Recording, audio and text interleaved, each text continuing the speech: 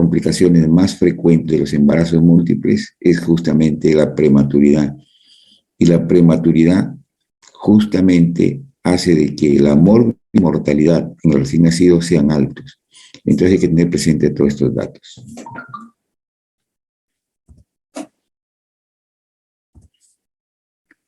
Entonces, el embarazo múltiple, la definición es la presencia simultánea de dos o más embriones en una misma gestación. Pueden estar los embriones dentro de la cavidad uterina, se denomina ortotópicos, o todos fuera de ellos, o en combinación de estas posibilidades, los embarazos ectópicos. Entonces, básicamente la presencia simultánea de dos o más embriones en una misma gestación. Como le digo, puede ser uno de repente, puede estar dentro de la cavidad uterina y otro fuera, pueden estar los dos fuera, o pueden estar los dos dentro de la cavidad uterina.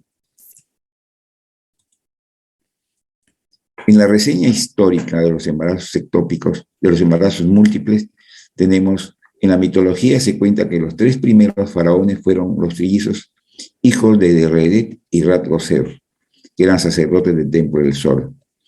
Actuaron como matronas o como obstetras las dioses Isis, Neptis y Kenechet, y el ginecólogo o el ginecobstetra era Heket, siendo el tocólogo el dios Chenun. Otras civilizaciones asociadas a gemelos también ustedes tienen en cuenta y conocen bastante, por ejemplo, el hecho de los gemelos Castor y Pollux en Grecia. Un hecho muy importante era Rómulo y Remo, que eran los fundadores de Roma, que inclusive la parte de la leyenda dicen pues que estos gemelos fueron amamantados por una loba. Y en México tenemos los hijos de Xochiquetzal. Ustedes ven ahí parte de la mitología, que ven ahí los gemelos Rómulo y Remo amamantando pues de una loba, ¿no? Eso es un tema que siempre se ha tocado desde cuando eran alumnos de secundaria. Un dato importante en lo que se refiere a los embarazos múltiples es la ley de Helling. Tengan en cuenta de que los gemelos se presentan 1 por 80 embarazos. Mientras más embarazos, entonces, la ley de Helling triple, 80 al cuadrado, que es 1 en 6.400 embarazos. Cuádruples, 80 al cubo, que es 1 sobre 512.000 embarazos. Quíntuple, 80 elevado a la quinta, que es 1 en 40.960.000 embarazos. Y así sucesivamente. Si son sextuples, tenemos 8 elevado a la quinta.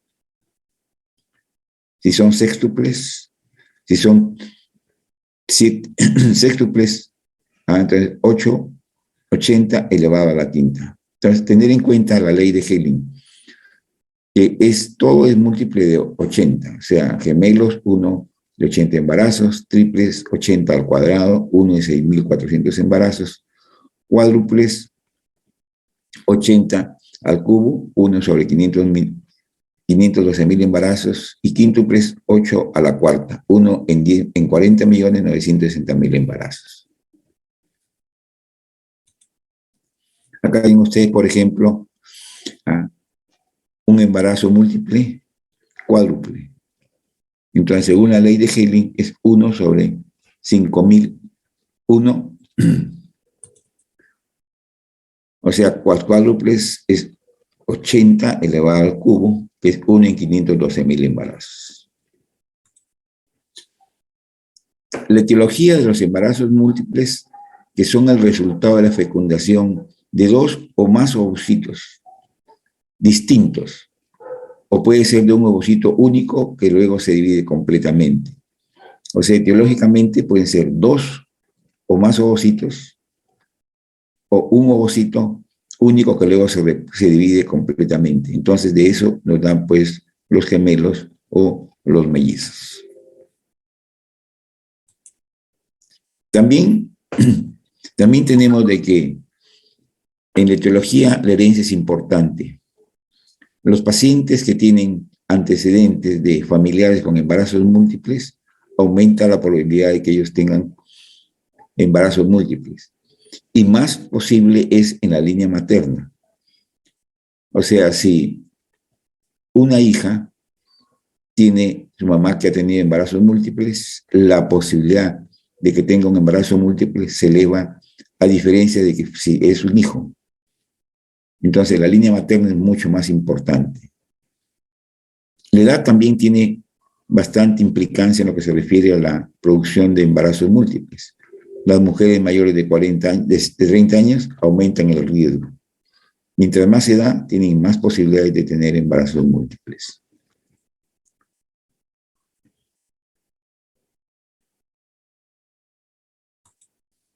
Ustedes ven acá una pareja que ha tenido embarazos múltiples y miren cuántos niños tiene. 2, 4, 5. O sea, tiene quíntuple, es un embarazo quíntuple con 5 hijitos vivos. Y según la ley de Helling, sería 1 elevado a 80 elevado a la cuarta.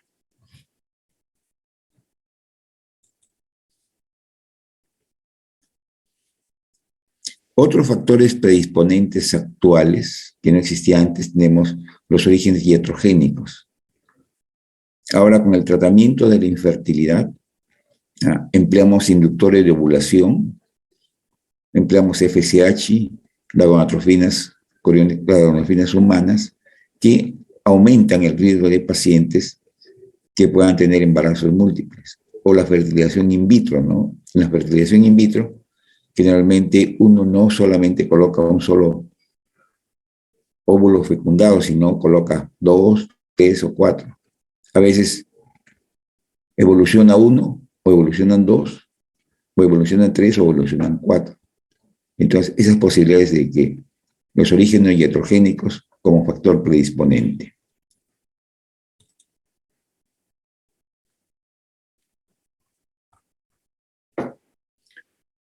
La epidemiología, la incidencia de gestación múltiple ha aumentado notablemente en las 2 últimas décadas por la implantación y difusión creciente de las técnicas de reproducción asistida. Como le explicaba, ¿no? El empleo de inductores de ovulación, el empleo de la implantación, no solamente de un óvulo fecundado, sino de varios óvulos fecundados, hace de que la incidencia de gestaciones múltiples aumenten. Y en cambio la incidencia de la gestación múltiple espontánea de 1 al 2%.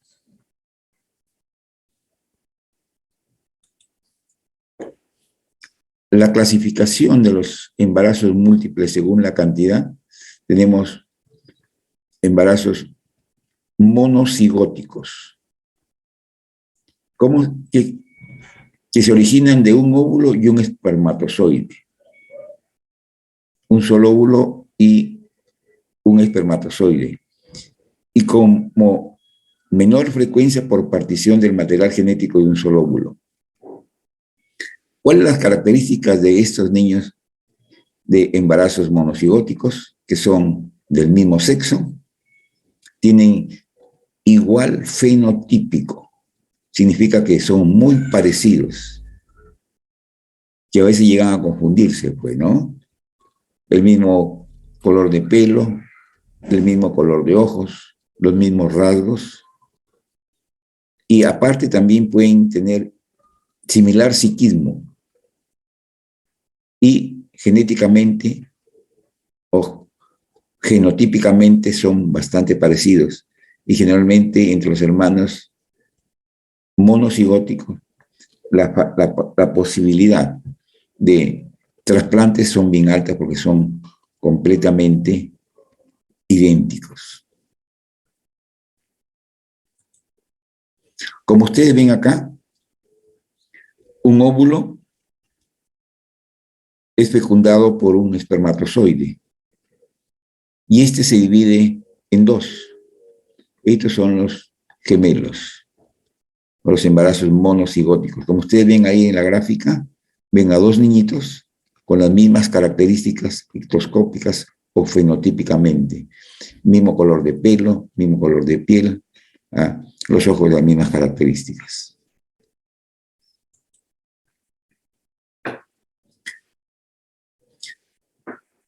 La división de un óvulo ya fecundado, gemelos monocigóticos, puede realizarse en diferentes momentos del desarrollo.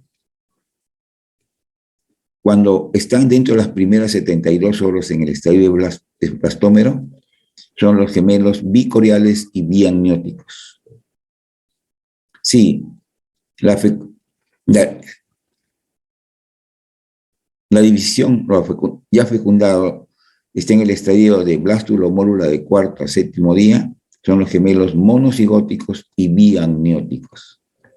Y entre el octavo y el 13º día, posfecundación, gemelos monocoriales monoamnióticos.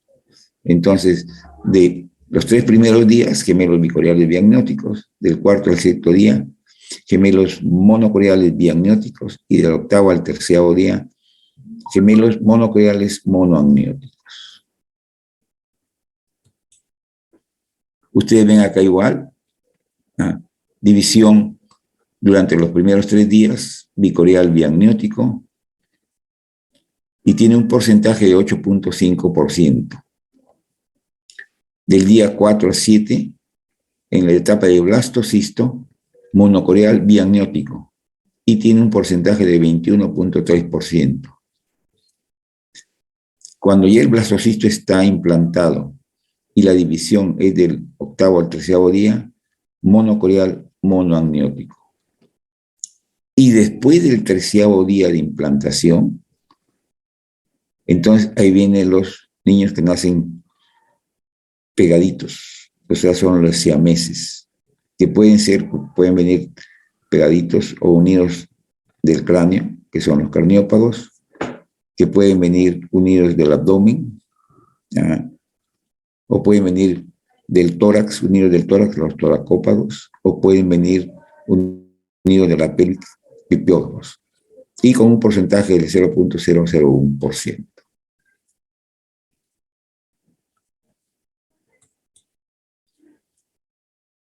Entonces, habíamos estado hablando de los monocigóticos, y los disigóticos se originan por la fecundación de 2 óvulos, que puede ser, esos óvulos salen del mismo folículo o folículos diferentes, y 2 espermatozoides en un mismo ciclo menstrual. La característica de los disigóticos, a diferencia de los monocigóticos, que suelen ser de sexo diferente, un varoncito o una mujercita, pero también pueden ser del mismo sexo, ¿no? Pero si son de sexo diferente, definitivamente son disigóticos. Cada uno tiene sus propias membranas, 2 cavidades amnióticas, tabique con 2 coriones y 2 amnios. Y la circulación de cada uno es diferente. El parecido físico entre ellos puede ser similar al de un hermano de diferentes embarazos, y pueden presentar enfermedades genéticas distintas, a diferencia de los monocigóticos, ¿no? Pero los monocigóticos son idénticos, son parecidos. En cambio, acá en los disigóticos, el parecido puede ser como si fuera de un hermano mayor o un hermano menor. El sexo cambia. Monocigóticos, todos son del mismo sexo. Los disigóticos pueden ser varón y mujer en la gran mayoría.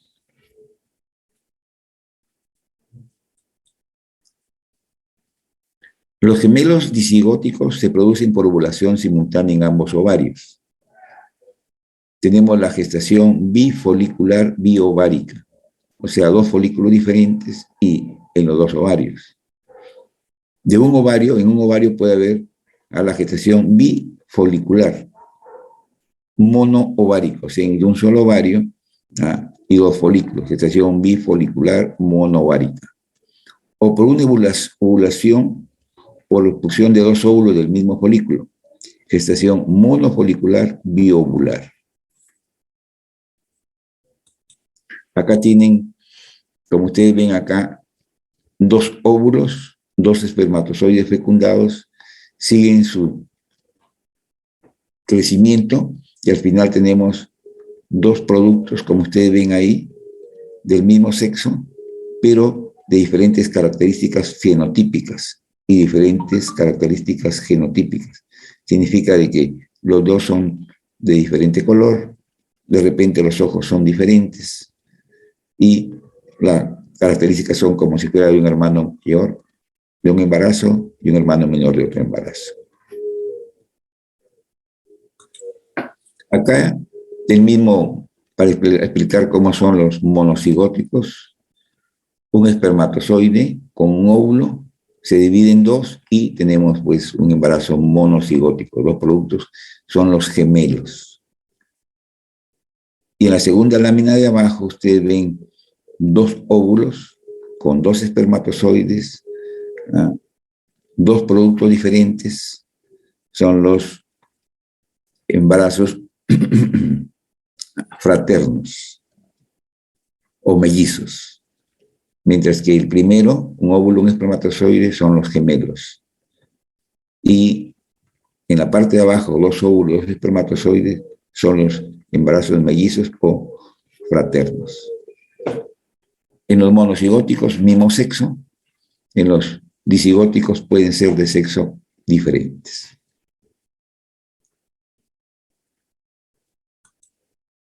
Igual como ustedes ven acá, el ovario, sale un óvulo, viene el espermatozoide y se divide en dos y nos dan los gemelos univitelinos que tienen las mismas características hereditarias y enfermedades muy parecidas.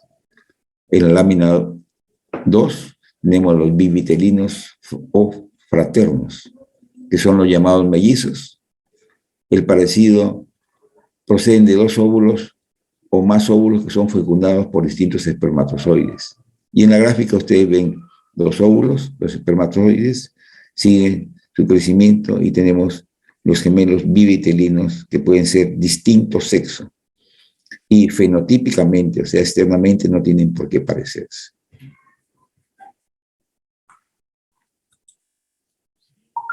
Acá tenemos en la gestación múltiple que con un óvulo único puede haber un corión, placenta única el 20%, o pueden ser dos coriones. Placenta fusionada 6% y placenta doble el 7%. Y los monocigóticos, todos del mismo sexo, idénticos, mismo fenotipo, nos da un 33% de los pacientes. Y tenemos óvulos dobles, dos coriones, placenta fusionada o placenta doble, que dan el 67% de los disigóticos. La mitad de sexo diferente son los mellizos o los fraternos, diferente genotipo o diferente fenotipo. Entonces, el porcentaje, tenemos uno monocigótico y dos disigóticos. Esa es la proporción que tenemos. 33% y 67%. En la placentación, como ustedes ven, división del cigote, 3 días posfecundación, bivitelino, biamniótico, bicoriónico, o univitelino, biamniótico, bicoriónico. Y la división del cigote, de cuarto al octavo día posfecundación, univitelino, biamniótico, monocoriónico. Es prácticamente lo mismo, ¿no? 0,4 días, 4,8 días, 8 a 12 días. Dicoriónico, diamniótico, placentas y membranas separadas, de 4 a 8 días monocoriónico diamniótico y del octavo al 12º día monocoriónico monoamniótico. Una cosa importante, si la división ocurre después del 13º día postfecundación, tenemos monocoriónicos, monoamnióticos, son los gemelos unidos, son los famosos siameses. Y lo clasificamos según el sitio de unión anatómica de los fetos. Pueden ser simétricos. Si están unidos por el tórax, son los toracópagos. Si están unidos por el cráneo, los craniópagos. Si están unidos por la pelvis, pigópagos. Acá ustedes ven acá unidos por la cabecita, los craniópagos, unidos por el tórax, toracópagos, unidos por la pelvis, pigópagos. De repente, alguna de ustedes ha visto una película muy bonita que se llama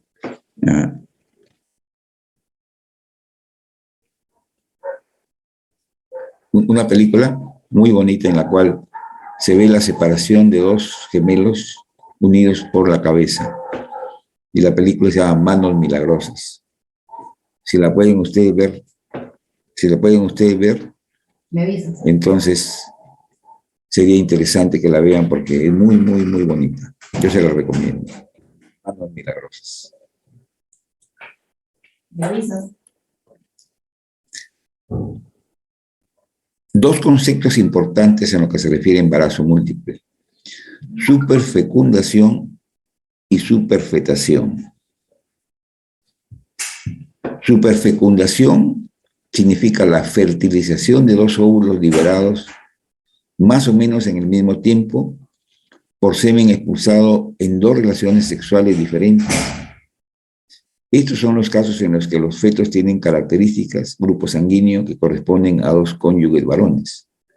O sea, superfecundación es la fecundación de dos óvulos liberados más o menos al mismo tiempo y fertilizados por semen diferente expulsado por dos relaciones sexuales diferentes. Y la superfetación, fertilización de dos óvulos liberados en ciclos menstruales diferentes. Es rarísimo, casi imposible en el cuerpo, en la raza humana, pero esto es lo que se da en los roedores, ¿no? En los roedores, cada vez que hay relaciones, generalmente hay ovulación y hay fertilización. Acá ustedes están viendo una imagen de un caso muy interesante que fue a nivel mundial, fue bastante mencionado. Tenemos una paciente que tiene una primera fecundación, una primera ovulación, tiene relaciones sexuales con un hombre A, con ciertas características, y después de 3 días tiene relaciones sexuales con otra pareja con otras características, y también hay ovulación, y se produce un embarazo múltiple, en la cual cada uno de los productos tiene las características físicas y fenotípicamente de cada padre. Las características del hombre A y hijo del hombre B. Y ustedes tienen esta imagen, ¿no? Esta imagen en la cual uno de los productos, producto de un hombre blanco, características blanco, y otro moreno, y ustedes ven ahí una hijita blanquita y la otra hijita morena. Este fue un caso mundialmente muy conocido. Acá tienen una barriguita y están acá viendo una patita del bebé. ¿Cómo hacemos el diagnóstico clínico de un embarazo múltiple? Tenemos el anamnesis. Cuando nosotros preguntamos a la paciente, vemos el antecedente importante, como le decía, ¿no? Hijas de mamás con embarazos múltiples, que es más frecuente que por la parte de los hijos, más en las hijas mujeres que en los varones. Tenemos la clínica. ¿Qué clínica tenemos con esas pacientes cuando salen gestando? Vemos que los signos funcionales se encuentran más acentuados.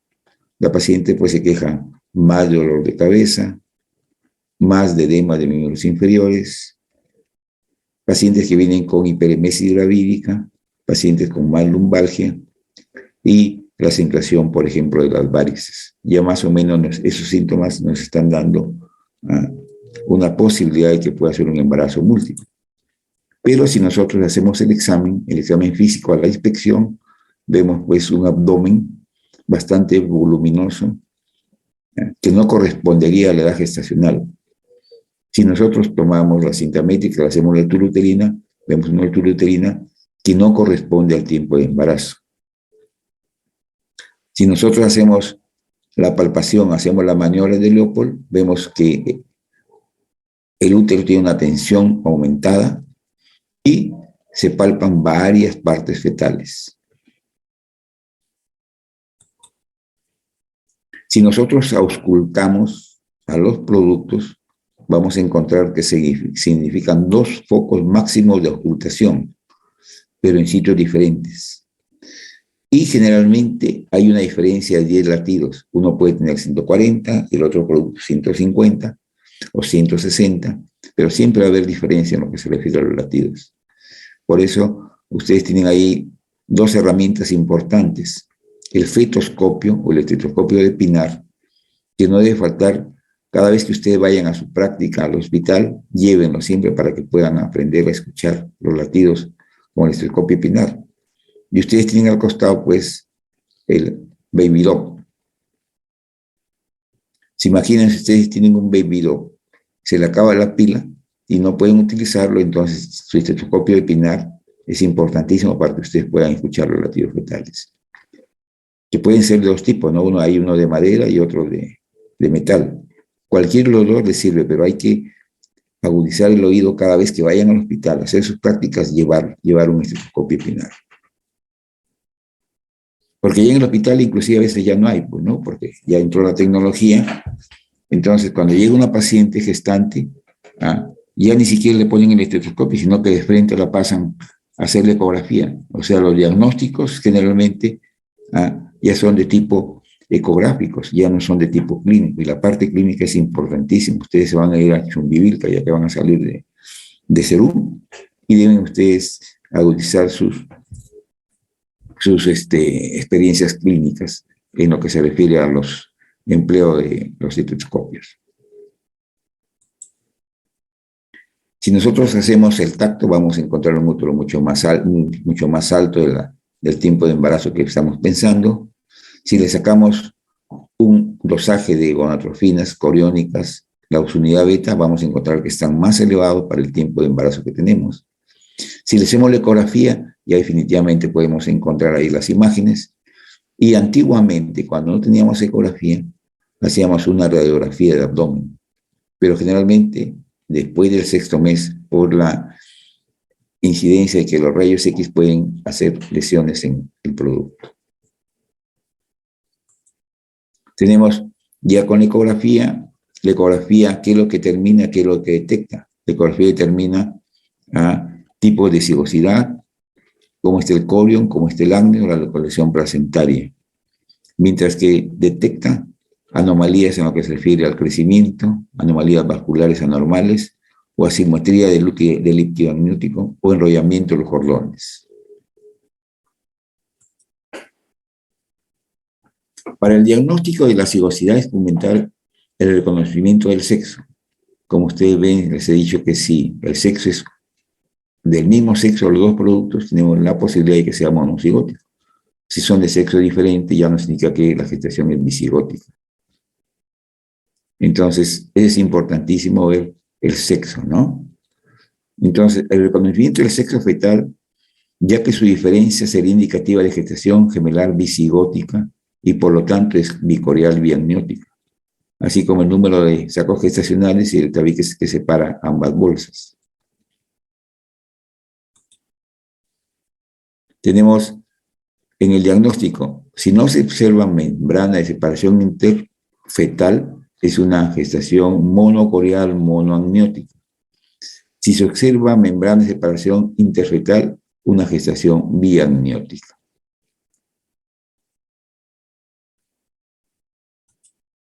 Acá ustedes ven una gestación, como ustedes ven acá, 2 productos que está separado, entonces está separado por esta membrana que es el signo delta, que se forma de la unión de los 2 coriones. Este es un bicorial. Y como ustedes ven en la imagen siguiente,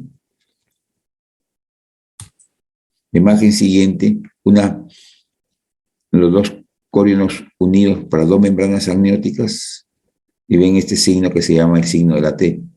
Esto nos indica de que hay una gestación monocorial. Acá ven un embarazo múltiple con las dos características, ¿no? Signo de icta y signo de la T. Y estos son, como ustedes ven, trillizos, una gemelar con 3 productos. El diagnóstico diferencial tenemos de que puede ser la fecha de última regla errónea, o sea, le preguntamos a la paciente cuándo fue tu última regla y nos da una fecha y encontramos efectivamente pues una altura uterina pues bastante grande, ¿no? El diagnóstico diferencial, otros productos que producen pues un abdomen grande, tenemos el polidrácneos. De repente al ocultamos 2 focos ocultatorios diferentes. O puede el embarazo estar complicado con un gran mioma o un embarazo complicado con un voluminoso quiste de ovario. Hay que tener en cuenta todos estos datos para el diagnóstico diferencial del paciente. Preguntar bien la fecha de la última regla, una historia menstrual imprecisa, un embarazo de mayor edad gestacional a que lo estamos sacando a la fecha de última regla, un bebé que es grande, o sea, un macrosómico fetal nos da pues un útero prominente, un abdomen prominente.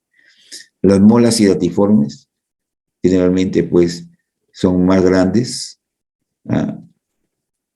de un producto que calculamos con fecha de última regla. El polidrácneos, que puede ser asociado a un tumor abdominal, miomas o tumores ováricos. El hidrofetal.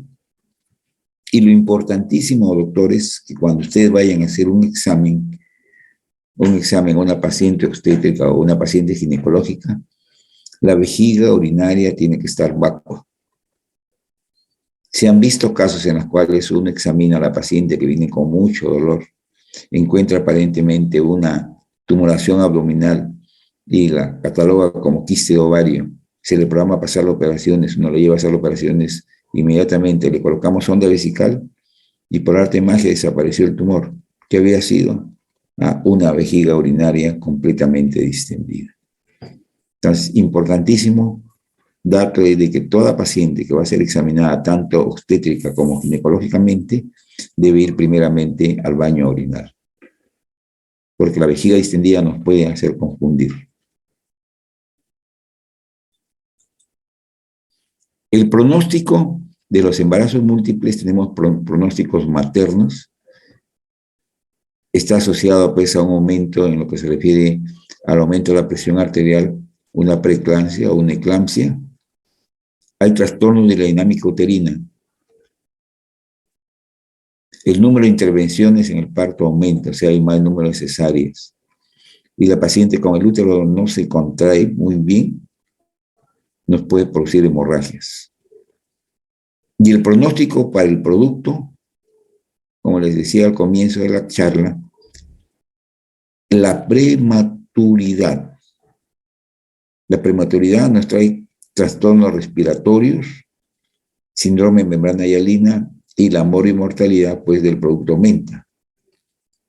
Las presentaciones anormales de los productos aumenta la incidencia de placenta previa, procedencia de cordón, anomalías y malformaciones. Importante tener en cuenta qué significa procedencia de cordón. La procedencia de cordón significa que el cordón umbilical está delante del producto. Entonces, cuando uno examina y las membranas están completamente íntegras, entonces palpa el cordón o siente el latido del cordón al examen clínico, al examen vaginal. Y cuando se rompe esa membrana, el cordón sale por delante de la cabeza, entonces ahí es una cuestión bastante grave, porque la cabecita, al comprimir el cordón, puede hacer que el producto fallezca. Y eso se llama el prolapso de cordón. Entonces tienen ahí la diferencia de procedencia de cordón cuando las membranas están intactas y prolapso de cordón cuando ya las membranas se han roto. Y el prolapso de cordón o la procedencia de cordón es una emergencia. Hay que correr a hacer las operaciones porque si no, el producto puede fallecer. Acá tienen un producto. Y tenemos las complicaciones maternas, fetales y ovulares. Las complicaciones maternas, las amenazas de aborto aumentan mucho más que en un embarazo normal, que puede ser un sangrado de poca duración y escaso. Entonces puede tener eso más elevado, la incidencia. Es más frecuente los casos de anemia. Cuando más productos tengamos, tenemos más posibilidades de anemia. La incidencia, por ejemplo, en la frecuencia de los embarazos gemelares es de casi 18.24 o 19%, y en los embarazos triples, casi el 76% de los pacientes tienen pues anemia. ¿Y qué características tiene esta anemia? Que son ferropénicas y megaloblásticas. Significa que son los glóbulos rojos, como ustedes ven, son grandes y son pálidos. Y la profilaxis es dar pues 60 o 100 miligramos de sal ferrosa o 1 miligramo de ácido fólico durante el embarazo. O sea, la característica de la anemia del embarazo son ferropénicas y megaloblásticas, eritrocitos grandes y pálidos. Generalmente, otras de las complicaciones maternas es la elevación de la presión arterial, o sea, la hipertensión inducida por el embarazo, que casi hasta el 25% de pacientes con gemelos tiene pues una hipertensión. ¿Y por qué se atribuye esto? A la sobredistensión del útero. Otra de las complicaciones es el polidramios, más frecuente en los embarazos dobles. Mientras más temprano sea su aparición, tiene un diagnóstico, un pronóstico peor. Y también por la misma hiperdistensión del útero, por la misma presión que hace, producen pues rupturas prematuras de membrana más frecuentes y repercusiones mecánicas y funcionales mortales para el otro gemelo.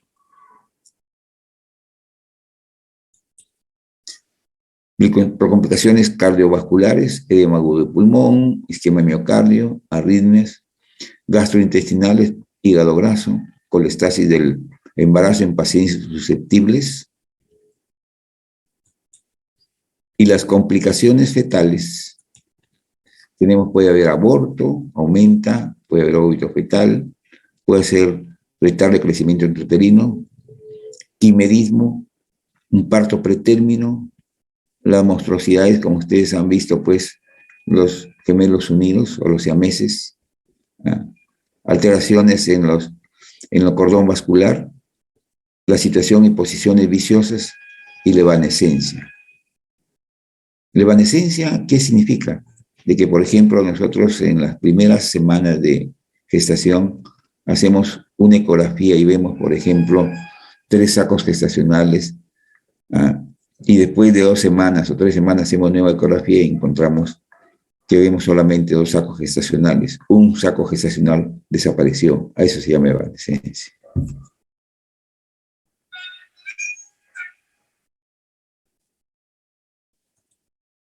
Acá ustedes ven los productos que no son muy simpáticos, que digamos. Acá un producto pues momificado, por ejemplo.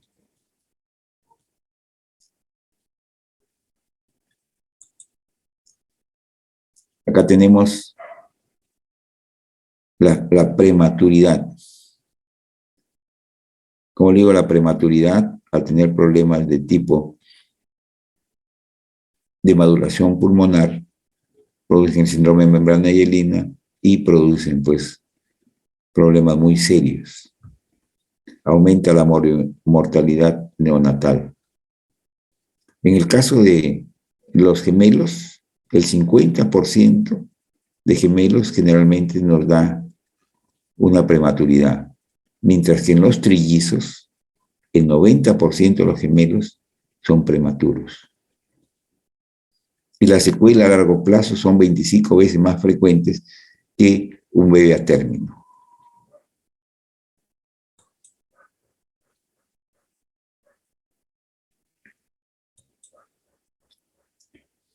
Y acá tienen ustedes, como les explicaba en las monstruosidades, son los siameses, ¿no? Que pueden ser simétricos. Los que están unidos por el tórax o torapócados es el 75% de pacientes. Y los que están unidos por la parte de la pelvis, la parte posterior del tronco, casi un 20%.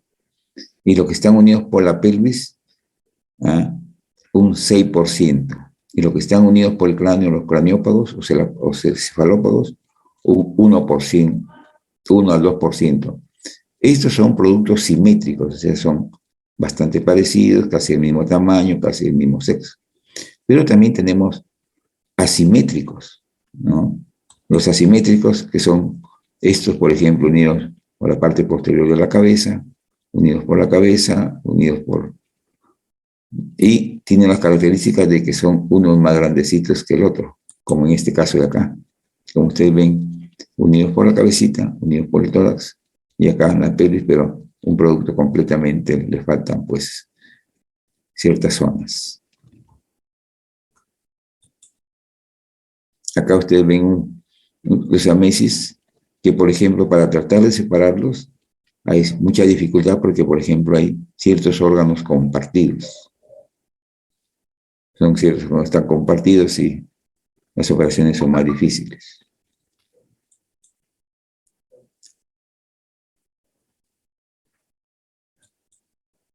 Acá tienen, por ejemplo, en las cuales hay problemas vasculares, en las cuales un bebé recibe más sangre que el otro bebé. Entonces, uno nace pletórico, como ustedes ven, todo rojo, y el otro anémico. O uno de los productos es más grande y el otro pequeñito, porque este recibe más sangre y el otro menos sangre. El retardo de crecimiento intrauterino, generalmente en lo que se refiere a los gemelos, las situaciones y posiciones viciosas, ¿no? De repente viene uno encefálico, otro en transversa.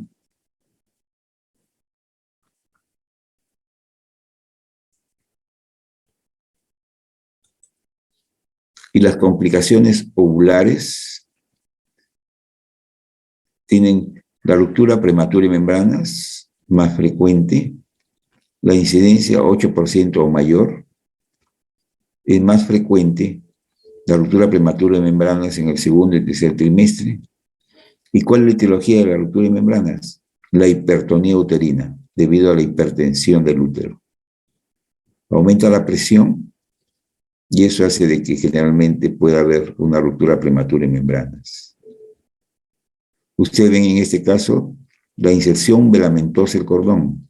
Normalmente ustedes cuando han visto una placenta, el cordón pues se une centralmente, pero en este caso no, en forma lateral, como pasa a través de la membrana, pero como por de un velo. Las placentas previas son más frecuentes. Acá ustedes ven, por ejemplo, acá el cordón que está envuelto y acá ustedes ven un nudo en el cordón. Esto trae problemas vasculares. Pues. ¿Y cómo es el manejo general de la gestación múltiple? Tenemos criterios, edad de la paciente, el número de fetos, estado general de la paciente. Ustedes ven acá trillizos, acá ven cuádruples. Control prenatal, ¿cómo hacemos el control prenatal de una paciente que nos llega con embarazo múltiple? Tenemos control cada 15 días hasta la semana 28. Después de la semana 28, una vez por semana hasta el parto. ¿Qué tratamos de evitar? Tratar de evitar complicaciones. El parto pretérmico, como les explicaba, tenemos que tratar de evitar lo máximo posible. La paciente nos llega con hipertensión arterial, nos puede llevar con diabetes gestacional, con su anemia, retardo de crecimiento intrauterino, sufrimiento fetal crónico o malformaciones fetales. Tratamos de evitar todos estos casos. El tratamiento, dieta. Actividad física limitada, reposo. La paciente que más reposo que una paciente que tiene un solo producto. Hay que explicarle los riesgos que tienen los embarazos múltiples, las ecografías seriadas, y acá una cosa importante, el empleo de corticosteroides. Como la incidencia de partos prematuros es alta entre estos pacientes, desde la semana 28, tenemos que darle corticoides, o sea, madurar el pulmoncito, para que en caso de que sea un parto prematuro, tenga más posibilidades de que no haga un cuadro de síndrome de membrana linda. La terapia tocolítica, evitar que el útero pues esté hipertónico o muy contraído. La estática fetal significa que cuando examinamos tenemos productos que vienen cefálico y cefálico, las dos cabecitas abajo. Tenemos un 42%, o viene uno de cabecita, o un cefálico y un podálico, con el 27%. Y otras posiciones, generalmente de nalgas, los dos, o sea, los dos podálicos, o viene un transverso con un cefálico o un podálico.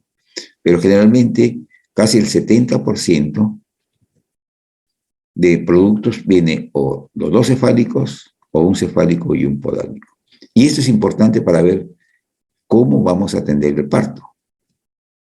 Normalmente, actualmente ustedes van a ir al hospital, que ya están yendo casi la gran mayoría al hospital, y ven que una paciente viene con embarazo múltiple, de frente uno la programa a hacer operaciones, pero ustedes van a estar en el SERUM, ¿no? Entonces, si ven que viene un paciente con un feto cefálico y cefálico, esto puede ser un parto vaginal.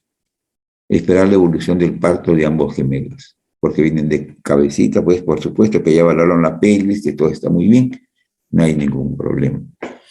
Si viene un cefálico y un podálico, o sea, primero viene el cefálico, no hay problema en atender el parto, porque uno lo atiende en cefálico y el otro en podálico. El problema sería de que cuando se presenta primero el polo podálico, entonces esta paciente sí tiene que ser operada porque existe la posibilidad de que cuando baje el producto se queden enganchadas las dos cabecitas. Y eso se llama engatillamiento. O sea, las dos cabecitas se quedan enganchadas. Esto es para una cesárea, pero si viene, como les digo, el polo cefálico primero, podemos atender el parto por vía vaginal. Y si viene un cefálico, un transverso, de frente a cesárea, y si viene un podálico, de frente a cesárea. Entonces, este es para que más o menos sepan ustedes cómo es el parto, ¿no? Actualmente, como les digo, ustedes van al hospital y van a encontrar todo paciente que viene con embarazo múltiple, lo programan para cesárea. Pero debería ser esto. Esta es la parte clínica. La prueba de bienestar fetal, hay que evaluar los movimientos fetales. La paciente debe estar en el cúbito lateral izquierdo, distinguir los movimientos de cada feto por separada. Cada feto debe moverse por lo menos 5 veces en un periodo de 30 minutos. Si ven que no hay movimiento, ampliamos a 1 hora. Y hacemos que la paciente a veces viene como ha estado esperando mucho tiempo, está con hipoglicemia, le hacemos que tome desayuno, que coma, y van a ver que ya se restablece los movimientos. O si no, pueden estar durmiendo, entonces utilizamos estimulación vibroacústica. Hay un sonido que parece de pato, y eso aparentemente lo despierta y comienzan a moverse los productos. La asistencia al parto, hay un diagnóstico correcto de la presentación y posición de los gemelos. Como les explicaba, ¿no? Si vienen los dos cefálicos, podemos tener un parto vaginal. O viene un podálico y un cefálico. Si primero viene el podálico, parto vaginal. La ligadura del cordón del primer gemelo para evitar la pérdida de sangre del segundo. O sea, se lo ve inmediatamente, cortamos el cordón. Seguir el tracto vaginal. Podemos utilizar anestesia o analgesia y valorar la salida de la placenta para evitar las hemorragias. Tenemos la asistencia al parto, la evolución del trabajo de parto, dilatación del primer periodo puede ser más lenta, puede haber una distensión excesiva del útero, hay ruptura precoz de membrana, examen vaginal para asegurarse que no hay prolapso de cordón. Les expliqué el prolapso de cordón y la procedencia de cordón. Y la expulsión del segundo periodo, la expulsión del primer feto es rápida, del segundo feto demora entre 15 y 30 minutos. Estamos hablando, fíjense, de partos vaginales, no estamos hablando de cesáreas. El tercer periodo, o sea, el alumbramiento, se cumple lento y suave. Ambas pacientes se expulsan luego del nacimiento del segundo gemelo, como ustedes están viendo acá. Revisamos la placenta. La dilatación del trabajo de parto. El primer periodo puede ser más lento por la distensión excesiva del útero, puede haber ruptura precoz de membrana. El examen vaginal, ya saben, importante para ver que no haya prolapso de cordón. La expulsión del primer feto rápido y el segundo demora entre 15 y 30 minutos. Lo mismo. Y acá tienen la asistencia del parto. Tiene diagnóstico correcto de la presentación y la posición de los gemelos. La ligadura del primer gemelo para evitar la pérdida de sangre. El tacto vaginal después del parto del primer gemelo. Colocamos analgesia, anestesia y vigilar el alumbramiento para la prevención de las hemorragias.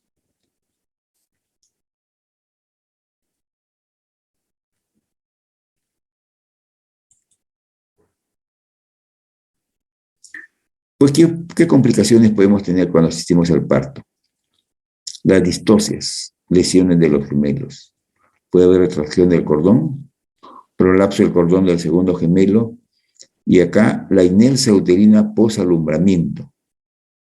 O sea que hay que poner oxitóxico para que se contraiga ese útero y prevenir las hemorragias. La morbilidad materno-fetal, materna, tenemos complicaciones durante el embarazo, disfunción contráctil uterina, el útero como está muy descendido, no se contrae muy bien y aumenta el problema de las hemorragias. Y la hemorragia durante el puerperio inmediato, justamente por lo que les estoy explicando. Y la morbimortalidad fetal, bajo peso al nacer, discordancia de peso, la prematuridad nuevamente, nos trae trastorno respiratorio. O la paciente puede haber tenido un retardo de crecimiento intrauterino. Esta foto es muy bonita, muy interesante para mí. Esta es mi señora madre con mis 3 hermanos que fueron trillizos. 2 fallecieron y 1 quedó. Acá tienen, que le hemos retocado. Mi mami con mis 3 hermanitos. 2 de ellos fallecieron, pero ya fallecieron grandes, ¿eh? Fallecieron a los 9 meses de nacidos. 1 y a la semana falleció el otro. Muchas gracias, doctores. Gracias, doctor. Más bien, disculpe lo interrumpa, chicos. Ya está comenzando la clase de la doctora. Si esto pueden conectarse rapidito. Gracias. Gracias, doctores. Gracias. Gracias, doctor. Gracias. Gracias, doctor. Gracias, doctores.